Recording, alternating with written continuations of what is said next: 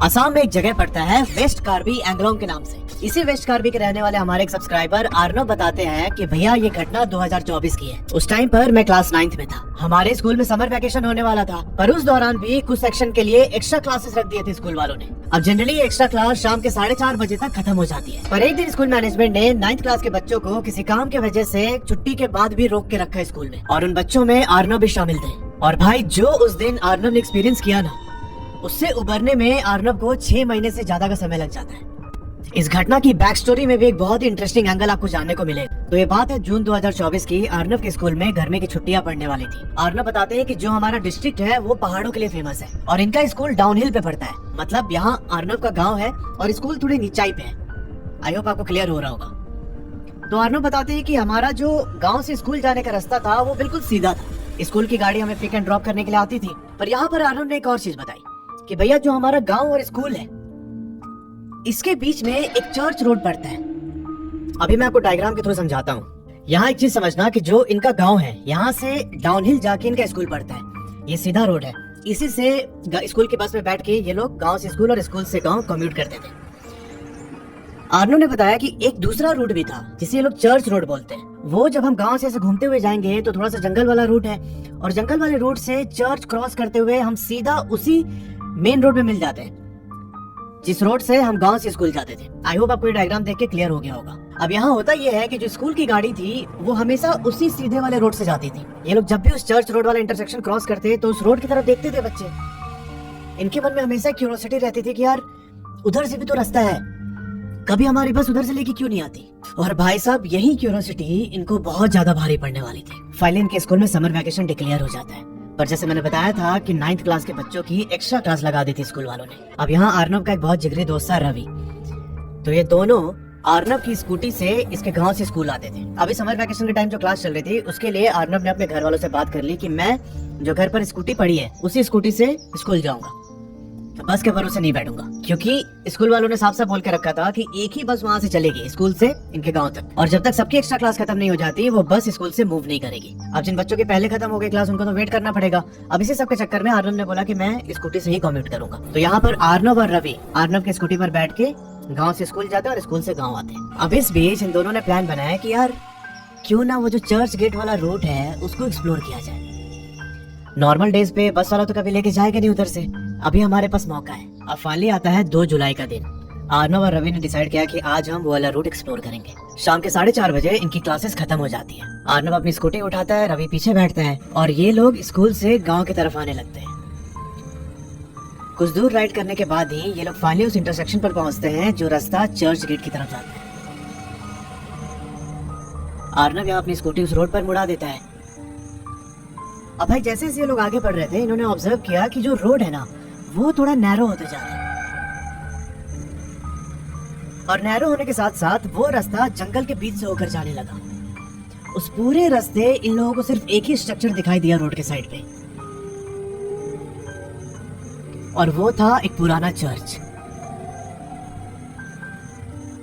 अब जैसे मैंने आपको डायग्राम में दिखाया था कि एक सीधा रास्ता है और फिर उसके बाद घूम के रोड पीछे से गांव की तरफ जाएगा।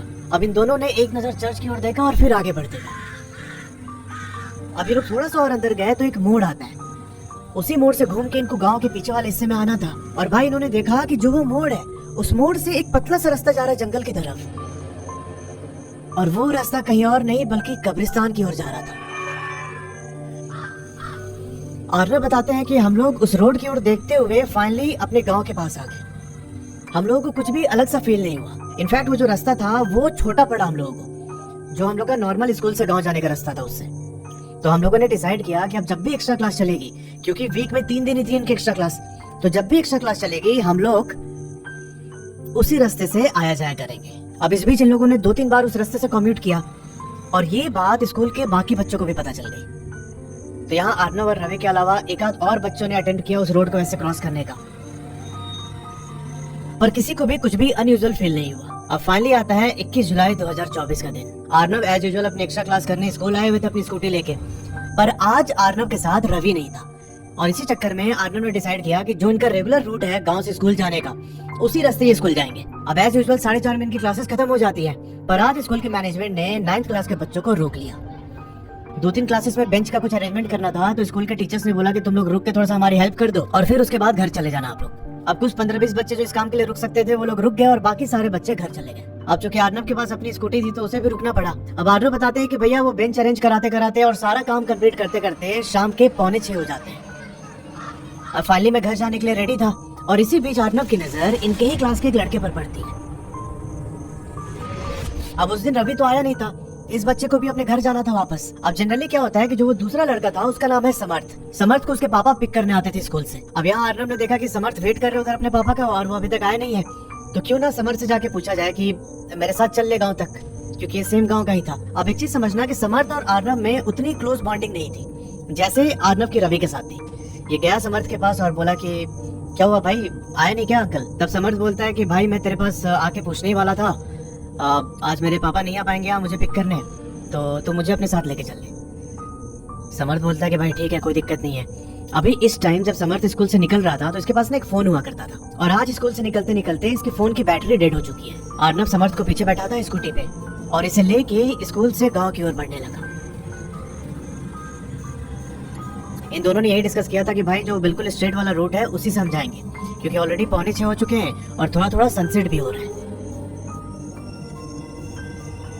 ये दोनों स्कूटी पर बैठ के धीरे धीरे आगे बढ़ रहे हैं और जैसे ही वो डाइवर्जन आने वाला था ना चर्च रोड का, उससे पहले ही समर्थ बोलता है अर्नब से कि भाई चलना चर्च रोड से ही चलते हैं।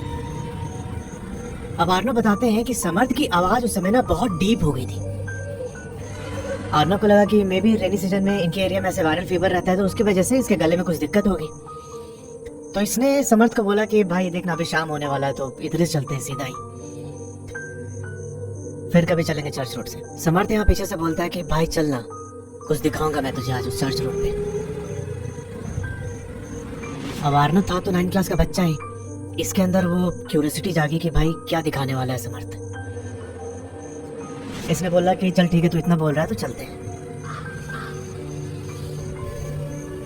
अब यहाँ अर्नब उस चर्च रोड पर अपनी स्कूटी चलाने लगे। थोड़ी देर के बाद वो चर्च आता है।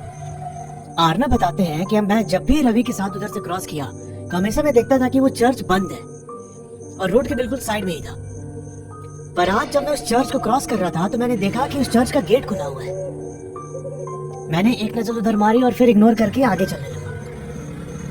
पता नहीं अर्नब को क्या हुआ, इसने दोबारा उस चर्च के गेट की तरफ देखा ऐसे मुड़ के, और ये पाता है कि जो चर्च का प्रीस्ट है, पुजारी, वो वहां गेट पर खड़े होके अर्नब की ओर देख रहे हैं। अर्नब बताते हैं कि उस पुजारी को देख के ऐसा लग रहा था कि वो अभी इवनिंग प्रेयर स्टार्ट करने वाला है। उस पुजारी ने ऐसे हाथ दिया अर्नब को और अपने पास बुलाया।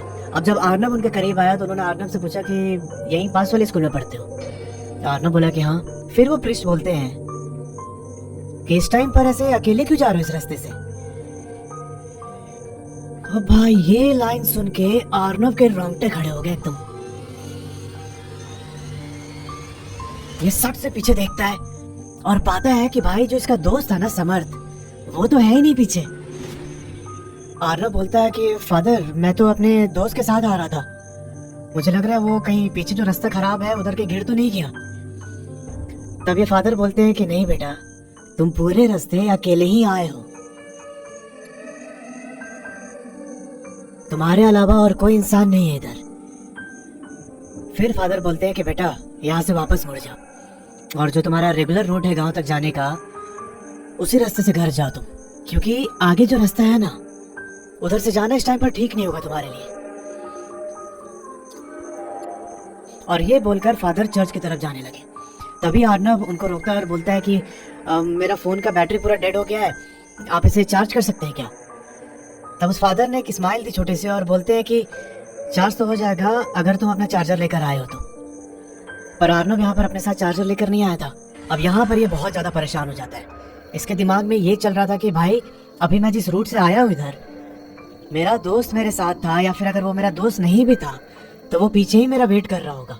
मैं कैसे उस रूट से दोबारा जाऊँ? अब अर्नब यहाँ पर जैसे जैसे हिम्मत इकट्ठा करके अपनी स्कूटी की तरफ जाता है। इसने स्कूटी स्टार्ट की और भाई इसने फादर की बात को इग्नोर करते हुए उस ग्रेवयार्ड वाले रूट की तरफ जाने लगा, क्योंकि इसके दिमाग में यही था कि भाई पीछे मैं नहीं जा सकता और ये रूट छोटा भी है, मैं जल्दी अपने गांव पहुंच जाऊंगा। अब अर्नब बताते हैं कि मैं स्कूटी लेके धीरे धीरे आगे बढ़ रहा था और जिस जगह पे वो टर्न आता है मेरे गांव के लिए और जहाँ से वो पतली रोड जाती है अंदर ग्रेवयार्ड की तरफ, वहां पर मैंने देखा कि एक लड़की कोने में ही खड़े होके बहुत तेज आवाज में रो रही थी। उसके रोने की पिच इतनी ज्यादा थी कि मैं बहुत डिस्टर्ब हो गया। इसके दिमाग में बस यही था कि मुझे उसे देख के रिएक्ट नहीं करना कुछ भी। ये चुपचाप उस लड़की को पास करके अपनी स्कूटी आगे बढ़ा देते। आर्नव बताते कि मैं ऑलरेडी डरा हुआ तो था, पर मैं ना उस लड़की के सामने ऐसे प्रिटेंड कर रहा था कि मैंने उसे देखा ही नहीं। मैं जब थोड़ा सा और आगे बढ़ा तो मैंने देखा कि सेम लड़की दोबारा रोड के साइड पर खड़ी होके चिल्ला रही है और उसके रोने की आवाज बहुत ही ज्यादा डरावनी थी। पर इस बार होता यह है कि आर्नव अभी कुछ डिसाइड कर ही पाते हैं कि वो लड़की इसकी ओर मुंह करके आर्नव को देखने लगती है। अब जो लड़की की आंख थी ना, आंख की जगह पूरा गड्ढा था। अब आर्नव ये सीन देख के बहुत ज्यादा पैनिक करने लगा। वो अपनी स्कूटी एकदम रफली पीछे की तरफ घुमाता है और वापस भगाते हुए चर्च की ओर आने लगा।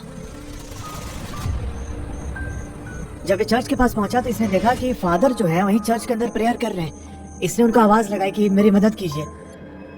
तब फादर इसके पास आते हैं और इसे एक बाइबल देते हुए बोलते हैं कि बेटा, अगर तुम जिंदा इस रूट को क्रॉस करना चाहते हो तो जैसा बोल रहा हूँ वैसा कर लो। उन्होंने बोला कि जिस भगवान को तुम सबसे ज्यादा मानते हो उनका ध्यान करते रहो पूरे रास्ते। आर्नव बताते हैं कि मैं बजरंगबली को बहुत ज्यादा मानता हूँ, तो मैंने बजरंगबली का ध्यान करना स्टार्ट किया। उसके बाद फादर ने सेकंड स्टेप ये बोला कि जो तुम्हारे स्कूटी का रियर व्यू मिरर है उन दोनों मिरर्स को कवर कर दो या फिर नीचे की तरफ कर दो। तुमको उस मिरर में कुछ भी दिखाई नहीं देना चाहिए और उसके साथ ही जो तुम्हारी स्पीडोमीटर है उस पे भी कपड़ा रख दो। कोई भी ऐसा ऑब्जेक्ट तुम्हारे सामने नहीं होना चाहिए जिसमें तुम्हारी रिफ्लेक्शन थोड़ी भी दिखाई दे। और तीसरी सबसे इम्पोर्टेंट बात उन्होंने बताई कि इस बाइबल को अपने शर्ट के अंदर रखो और उस पूरे रास्ते नो मैटर तुम्हें किसकी आवाज सुनाई दे रही है, कोई तुम्हारा नाम लेके बुला रहा है, तुम्हारे घर का कोई तुम्हें पुकार रहा है, तुम कुछ भी रिस्पॉन्ड नहीं करोगे। अब आर्नव दोबारा स्कूटी लेके उस रोड से जाने लगते हैं। सेम उसी स्पॉट पर वो लड़की खड़ी थी और इस बार वो आर्नव को एकदम घूर रही है गंदे तरीके से। आर्नव ने उसकी ओर बस एक नजर डाली और फिर ना ये सीधा देखने लगा। आर्नव बताते हैं कि जैसे मैंने उस लड़की को क्रॉस किया वो मेरे पीछे पीछे भागने लगी। वो बहुत बुरी तरीके से चिल्ला रही थी, रो रही थी, मेरा नाम तक पुकारा उसने, पर मैंने कुछ भी रिस्पॉन्ड नहीं किया। एक टाइम ऐसा आया जब वो मेरे पैरेलल दौड़ने लगी। मेरी स्कूटी की स्पीड अच्छी खासी थी पर वो पैदल ही उस स्पीड को मैच कर रही थी। उसकी पूरी बॉडी सीधी थी, बस गर्दन ऐसे घूम के मेरी ओर था। आर्नव बताते हैं कि वो पूरा रूट क्रॉस करना मेरे लिए बहुत मुश्किल हो गया था, पर मैंने फादर की बात को फॉलो किया। मैंने कोई भी ध्यान नहीं दिया उस लड़की के ऊपर। अब यहाँ फादर की बात को मानते हुए आर्नव सेफली अपने गांव पहुंच जाते हैं। अब जहाँ पर इनका गांव था उससे 150-200 मीटर पहले एक छोटा सा मंदिर पड़ता है। आर्नव बताते हैं कि उस मंदिर पर पहुंचने से थोड़े टाइम पहले ही वो लड़की मेरे पास से गायब हो गई। ये अपनी स्कूटी एकदम तेजी से बढ़ाते हुए अपने गांव पहुंचते हैं और फिर वहां जाके इन्होंने चैन की सांस ली। अब आर्नव बताते हैं कि जब मैं नेक्स्ट डे पहुंचा एक्स्ट्रा क्लास करने तो समर्थ आया हुआ था। इसने एकदम गुस्से में पूछा समर्थ से कि भाई तू बीच रास्ते कहाँ गायब हो गया था। तब यहाँ समर्थ बोलता है कि भाई क्या बात कर रहा है, कल तो मैं स्कूल ही नहीं आया था। अब ये सुन के आर्नव को एकदम ट्रॉमा सा लगा। ये बताते हैं कि वो पूरा दिन मेरे लिए काटना इतना मुश्किल हो रहा था कि मैं बता नहीं सकता। अब उस दिन रवि भी आया था स्कूल में। आर्नव ने सारी बात रवि को बताई। तब रवि बोलता है कि एक काम करते हैं, अब मेन रोड पर जहाँ वो चर्च गेट का डाइवर्जन है, वो डाइवर्जन शुरू होने से जस्ट पहले जो घर पड़ता है ना, उस घर में जाके हम एक बार बात करते हैं, पूछते हैं कि क्या है, अगर किसी को कुछ पता है तो। अब ये दोनों छुट्टी होने के बाद डाइवर्जन शुरू होने से पहले जो घर पड़ता है उस घर के अंदर जाते हैं और इन्होंने देखा कि एक 46-47 साल की औरत वहाँ पर पौधों को पानी दे रही थी। उन्होंने इस औरत से पूछा कि इस रोड पर कुछ गड़बड़ है क्या, मतलब आर्नव ने सारी बात बताई, बोला कि ऐसा एक्सपीरियंस किया मैंने। तब वो औरत बताती है कि कुछ साल पहले इस जगह पे एक टेररिस्ट अटैक हुआ था। उस अटैक में एक ही फैमिली के बाप और बेटी को टेररिस्ट ने गोली मार दी थी। उन दोनों की वहीं पर स्पॉट डेथ हो जाती है। अब जो उस लड़की के दादा दादी लोग थे उन्होंने अपने बेटे का क्रियाक्रम बहुत अच्छे से किया, पर जो लड़की थी उसको बस ऐसे ही दफना दिया बिना किसी रिचुअल के। उसके कुछ टाइम के बाद जो लड़की की मम्मी थी वो वहां से भाग के किसी और के साथ शादी कर लेती है। अब यहाँ होता यह है कि जो लड़की के दादा दादी थे वो अपने बेटे की मौत से बहुत ट्रॉमेटाइज थे। उन्होंने लड़की की माँ को बोला कि तू अपनी बेटे का देख लेना काम करिया कैसे करना है। पर यहाँ लड़की की माँ ने प्रॉपर तरीके से अपनी बेटी का क्रियाक्रम किया नहीं। वो किसी और के साथ भाग के शादी कर लेती है और इसी वजह से जो उस लड़की की स्पिरिट है वो उस जगह को हॉन्ट करती है। जो कोई भी नॉन कार्बी इंसान, मतलब जो वहाँ का लोकल नहीं है, वो उस रूट को क्रॉस करने की कोशिश करता है तो वो लड़की उसे अपना दुश्मन मानती है। अब चूंकि आर्नब बंगाली है, लड़की की स्पिरिट ने सेंस कर लिया था कि ये यहाँ का लोकल नहीं है और इसी वजह से वो आर्नब के पीछे पड़ गई। फिर आर्नब यहाँ बोलता है कि अब हमारी हिम्मत तो नहीं उस रूट से दोबारा जाने की, पर उस रास्ते में जो चर्च पड़ता है उसके फादर ने मुझे बाइबल दी थी, क्या आप उसे रिटर्न कर सकती हैं? तब वो औरत एकदम चौंक के बोलती है कि क्या बात कर रहे हो, पिछले 2 साल से वो चर्च खुला नहीं है और जो लास्ट वहाँ पर फादर थे, जो प्रीस्ट थे, वो 2 साल पहले ही हुआ करते थे। 2 साल से वहाँ पर कोई फादर भी नहीं है। अब ये सुनकर आर्नब को फिर से शौक लगता है, पर मनी मन ये थैंक कर रहा था अपने भगवान को कि आपने उन फादर को भेजा मेरी रक्षा करने के लिए। अब यहाँ आर्नब ने लास्ट चीज डिस्कस की उस औरत से कि मेरे साथ मेरा फ्रेंड आया था पर बाद में वो गायब हो गया।